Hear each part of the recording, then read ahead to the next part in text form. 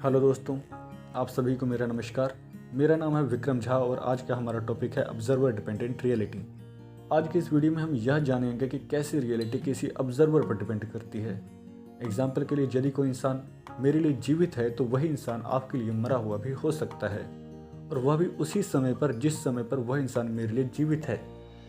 ये सुनने में काफ़ी अजीब लगता है, लेकिन यूनिवर्स को इस बात से कोई फ़र्क नहीं पड़ता है कि आपको क्या अजीब लगता है और क्या अजीब नहीं लगता है। वह अपने पहले से ही तय नियमों के अनुसार काम करता रहता है, और हम इंसान ना तो नियमों को बदल सकते हैं और ना ही तोड़ सकते हैं। हम बस उन नियमों को पता करते हैं और यह समझते हैं कि कैसे यह दुनिया काम करती है।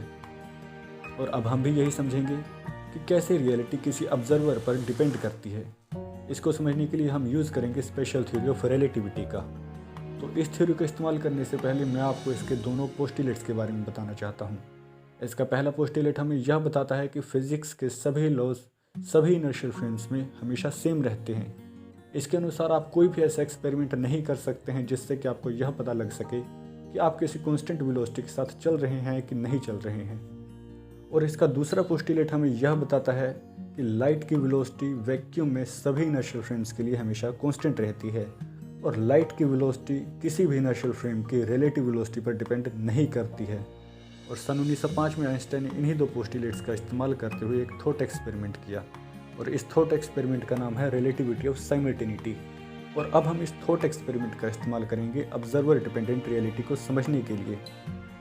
तो इसके लिए हमें चाहिए होगा एक मूविंग बॉक्स और 3 इंसान, और इन 3 इंसानों में से एक हूँ मैं, और दूसरे हैं आप, और तीसरा इंसान है किम जोंग उन। और इस एक्सपेरिमेंट को शुरू करने से पहले मैं रहूँगा इस बॉक्स के बाहर और आप किम जोंग उन के साथ जाएंगे इस बॉक्स के अंदर। लेकिन अभी हम इस एक्सपेरिमेंट को शुरू नहीं कर सकते हैं क्योंकि इस बॉक्स में एक लाइट बल्ब की कमी है। इस बॉक्स के बिल्कुल सेंटर में हम लगाते हैं एक लाइट बल्ब। अब हम इस एक्सपेरिमेंट को शुरू कर सकते हैं। इस एक्सपेरिमेंट में यह बॉक्स एक कांस्टेंट वेलोसिटी के साथ ट्रेवल करता है, और ट्रेवल करते हुए इस बॉक्स में लगा हुआ यह बल्ब बॉक्स की इन दोनों दीवारों पर एक एक लाइट पल्स को इमिट करता है। और जब आप इस लाइट पल्स को देखते हैं तो आपको पता चलता है कि यह दोनों ही लाइट पल्सेस इन दोनों दीवारों पर सेम टाइम पर टकराए हैं। लेकिन तब क्या होगा जब इन दोनों पल्सेस को मैं ऑब्जर्व करूंगा। जब मैं इन दोनों पल्सेस को ऑब्जर्व करता हूं तो मुझे पता चलता है कि यह दोनों पल्सेस एक साथ इन दीवारों पर नहीं टकराए हैं। और ऐसा इसलिए होता है क्योंकि बॉक्स की यह पिछली दीवार इस लाइट की ओर बढ़ रही है, और बॉक्स की यह सामने वाली दीवार इस लाइट पल्स से दूर जा रही है। और यही वह कारण है जिसकी वजह से यह दोनों लाइट पल्सेस एक साथ इन दीवारों पर नहीं टकरा पाई, और मेरे और आपके ऑब्जर्वेशंस में डिफरेंस आ गया। अब इस एक्सपेरिमेंट को थोड़ा सा और मॉडिफाई करते हुए हम सेट करते हैं एक रूल।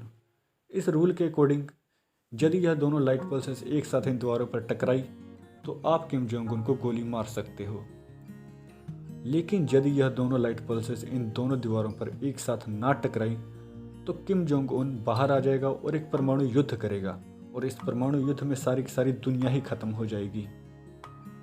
अब एक्सपेरिमेंट के रिजल्ट्स के अकॉर्डिंग आपने तो उसे गोली मार दी क्योंकि आपके अकॉर्डिंग यह दोनों ही लाइट पल्सेस एक साथ इन दीवारों पर टकरा गए। लेकिन मेरे अकॉर्डिंग यह दोनों लाइट पल्सेस इन दीवारों पर एक साथ नहीं टकराई थी, और किम जोंग उन इस बॉक्स से बाहर आ जाता है और एक परमाणु युद्ध करता है जिससे सारी दुनिया खत्म हो जाती है। और अब इस एक्सपेरिमेंट को हम यहीं पर ख़त्म करते हैं। इस एक्सपेरिमेंट से हमें यह पता चला कि कैसे किम जोंग उन आपके लिए मर गया लेकिन मेरे लिए जीवित रहा। अब इस वीडियो को ख़त्म करने से पहले मैं आपसे एक क्वेश्चन पूछता हूँ कि जब आप किम को मारने के बाद इस बॉक्स को रोक कर इसमें से बाहर निकलोगे तो आपको कैसी दुनिया देखने को मिलेगी? परमाणु युद्ध से ख़त्म हो चुकी दुनिया या फिर नॉर्मल दुनिया? अब मैं इस सवाल का जवाब दूंगा अगली वीडियो में। तब तक के लिए इस वीडियो को मैं यहीं पर ख़त्म करता हूँ। आप सभी का वीडियो देखने के लिए बहुत बहुत धन्यवाद।